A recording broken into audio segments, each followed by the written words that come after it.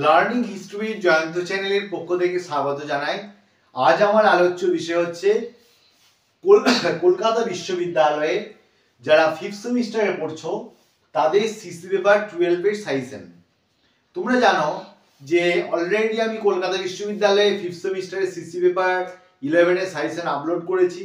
যারা দেখেছো তাদের স্পেশাল থ্যাঙ্কস, আর যারা এখনো দেখোনি তারা অবশ্যই দেখে নিও এবং এগুলো খাতায় নোটস করে রাখো যে প্রশ্নগুলো আমি দিয়েছি, এবং ওগুলো প্র্যাকটিস করো 5 নম্বর এবং 10 নম্বরে। আশা করছি তোমরা বেশিরভাগটাই কমন পেয়ে যাবে, এইটুকু তোমরা বিশ্বাস রাখো। এবং অবশ্যই তোমরা চ্যানেল ফলো করো আমার। যদি তোমাদের আমার চ্যানেল থেকে কিছুটা হলেও তোমরা উপকৃত হও তাহলে অবশ্যই লাইক, শেয়ার, সাবস্ক্রাইব করতে ভুলবে না। আর অবশ্যই মনে করে তোমরা এই ভিডিওটা অবশ্যই তোমার বন্ধু বান্ধবীদের অবশ্যই শেয়ার করে দিও, যাতে তারাও কিছুটা হলেও উপকৃত হয়।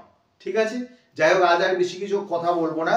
আজকে তোমাদের একবারই চলে যাব আমি সাজেশন নিয়ে। তোমাদের সিসি পেপার 12-এর যে সিলেবাসটা আছে সেই পেপারটার নাম হিস্ট্রি অফ ইন্ডিয়া 1750 to 1857। এখানে এই পেপারে তোমাদের প্রথমে মার্কস 5 দেব, তারপর মার্কস 10 দেবো। মার্কস 5 এবং 10 তোমরা জানো যে সিসি পেপার 11-এর মতনই আমি একটা কথা বলবো যে স্টার মার্কসের প্রশ্নগুলো খুব ভালো করে করবে। তারপরে সময় যখন যদি থাকে, অবশ্যই থাকবে, তখন তুমি বাকি প্রশ্নগুলো প্র্যাকটিস করবে। তাহলে তোমার সাজেশন নিয়ে বা প্রশ্ন কমন নিয়ে তোমার এতটা চিন্তা হওয়ার কথা নয়। যাই হোক, তোমাদের সিসি পেপার 12-এ তোমাদের মার্কস 5-এ টোটাল আমি 13টা প্রশ্ন দিয়েছি। এই 13টা প্রশ্নের মধ্যে 8টা প্রশ্ন তোমাদের স্টার মার্কস আছে। চলো দেখি। 1 নম্বর প্রশ্ন, হায়দ্রাবাদকে উত্তরসূরি রাজ্য আখ্যা দেওয়া হয় কেন? এটা মার্কস 5, তুমি বুঝতেই পারছো 5 মার্কস গুলো আগে বলছি। এখানে এটা স্টার মার্কস, অবশ্যই স্টার মার্কস।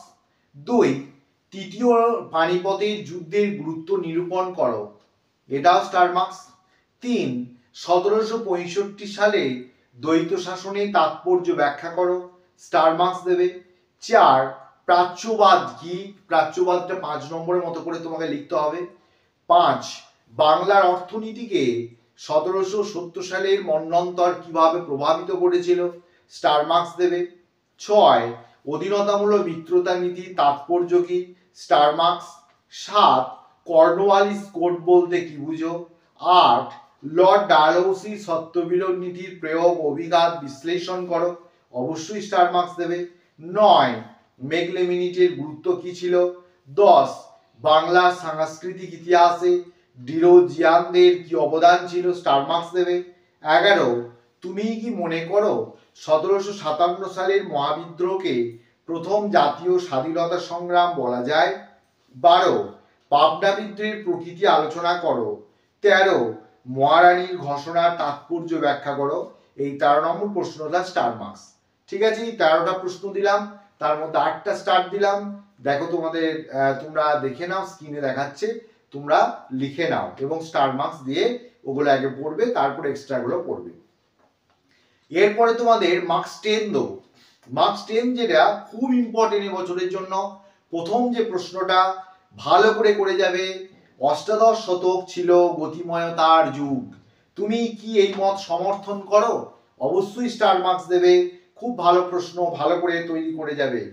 2, উইলিয়াম বেন্টিংয়ের সংস্কারগুলোর ক্ষেত্রে হিতবাদী চিন্তা কিভাবে প্রভাব ফেলেছিল।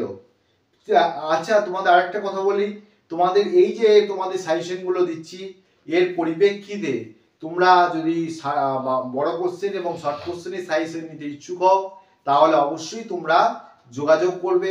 তোমাদের আমি তোমাদের এই চ্যানেলের মাধ্যমে বলতে চাই, তোমাদের অনলাইন এবং অফলাইনে আমি পড়াই কলকাতা বিশ্ববিদ্যালয়ে, এবং তোমাদের নোটও সরবরাহ করা হয়। যদি কেউ নোট নিতে চাও তাহলে তোমরা যোগাযোগ করতে পারো।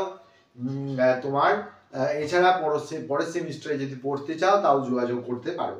ঠিক আছে, যদি নোটের প্রয়োজন হয়ে থাকে তোমরা আমাকে ফোন করো আমার চ্যানেলের নম্বরে, এবং আমার চ্যানেলের নম্বরটা হচ্ছে 8250 899 539।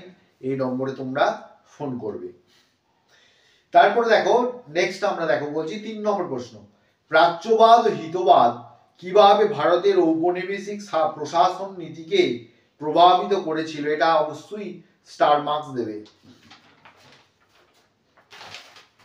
নেক্সট 4, হায়দার আলী ও টিপু সুলতানের অধীনে মহীশূর কিভাবে দক্ষিণ ভারতে ইংরেজদের আশঙ্কার কারণ হয়ে দাঁড়িয়েছিল?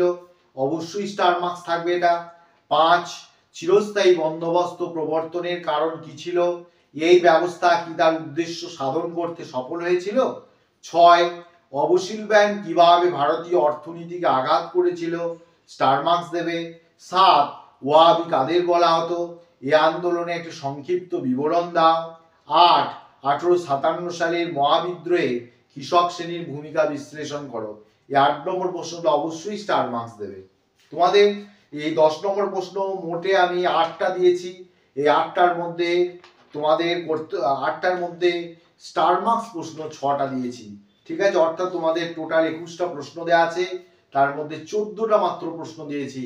আশা করি অন্য কোনো চ্যানেলে তোমরা এত কম প্রশ্ন পাবে না। এগুলো তোমরা ভালো করে পড়ো, আশা করছি তোমরা ভালো রেজাল্ট করতে পারবে। আর কারো যদি নোট না থাকে, নোট যদি প্রয়োজন হয় যোগাযোগ করবে, ঠিক আছে? আর আর অবশ্যই তোমরা ভালো পরীক্ষা দাও। নেক্সট তোমাদের ভিডিও আমি আনছি খুব তাড়াতাড়ি, ডিএসসি A1 এবং ডিএসসি 2 পেপার। ততক্ষণ ধরে তোমরা ভালো থেকো, সুস্থ থেকো এবং এই প্রশ্নগুলো তোমরা প্র্যাকটিস করো, ঠিক আছে? ভালো থেকো, থ্যাংক ইউ।